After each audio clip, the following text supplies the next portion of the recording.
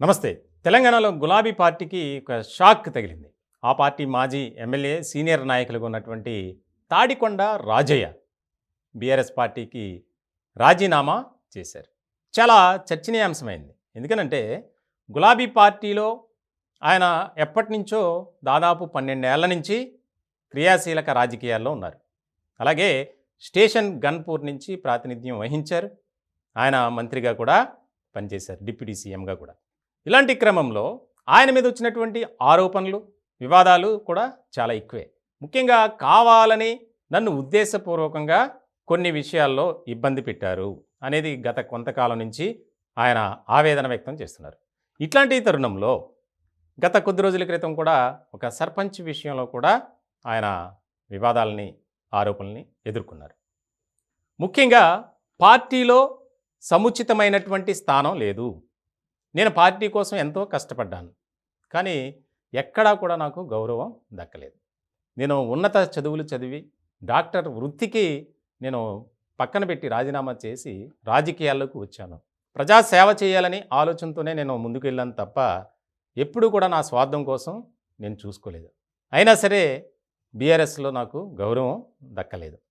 నన్ను అవమానపరిచారు, కించపరిచే విధంగా మాట్లాడారు. కాబట్టి ఇక నేను రాజకీయాల్లో ఉండలేను. ముఖ్యంగా బీఆర్ఎస్ పార్టీలో అయితే అసలు ఉండలేనని కొద్ది రోజుల క్రితం రాజయ్య సహచరులు, అలాగే సన్నిహితులు, కుటుంబ సభ్యుల వద్ద ఆయన ఆవేదన వ్యక్తం చేశారట. దానికి సంబంధించి 2023 లాస్ట్లో జరిగినటువంటి ఎన్నికల్లో కూడా ఆయన ఎమ్మెల్యే టికెట్ కోసం ఎక్కడో చోట ఇస్తారని ఆశించారు. కానీ దక్కల. ముఖ్యంగా స్టేషన్ కన్పూర్లో కడియం శ్రీహరికి ఆయనకి కొంత వివాదం ఉంది. ఇలాంటి నేపథ్యంలో ఆయన్ని పూర్తిగా పార్టీ పక్కన పెట్టింది. ఎందుకనంటే గత 12 ఏళ్ల నుంచి పార్టీ కోసం పనిచేశారు. అలాగే ఏ కార్యక్రమం ఉన్నా ఆయన చాలా యాక్టివ్గా ఉండేవారు. ఇలాంటి సందర్భంలో ఒక్కసారిగా పక్కన పెట్టేసరికి ఇంకా నేను పార్టీలో ఉండలేను, కాబట్టి నాకు సరైనటువంటి గౌరవం దక్కలేదు, కాబట్టి నేను పార్టీకి పూర్తిగా రాజీనామా చేస్తున్నానని చెప్పి కేసీఆర్కు రాజీనామా లేఖను పంపించారు. ఇప్పుడు ఇది గులాబీ పార్టీలో ఒక ఆసక్తికరమైనటువంటి పరిణామంగా మారింది. ఎందుకంటే ఇప్పటికే బీఆర్ఎస్ పార్టీలో ఉన్నటువంటి కీలకమైనటువంటి నేతలు కాంగ్రెస్ పార్టీతో టచ్లోకి వెళ్ళారు.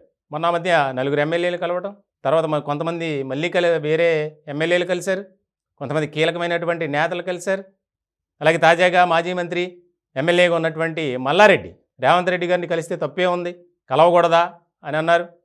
ఇలాంటి సందర్భంలో కేసీఆర్ ప్రమాణ స్వీకారోత్సవం అయిన తర్వాత కొంతమంది ఎమ్మెల్యేలతో మాట్లాడినటువంటి క్రమంలో నా అనుమతి లేకుండా ఎవరు కూడా కాంగ్రెస్ నాయకుల్ని కానీ, ముఖ్యమంత్రి రేవంత్ రెడ్డి గారిని కానీ కలవటానికి వీలు లేదు అని ఒక హుకుం జారీ చేశారు. ఇలాంటి సందర్భంలో ఇది చాలా కీలకమైనటువంటి పరిణామంగానే చెప్పాలి. రాజయ్య బాటలోనే ఇంకా చాలామంది నడుస్తారు.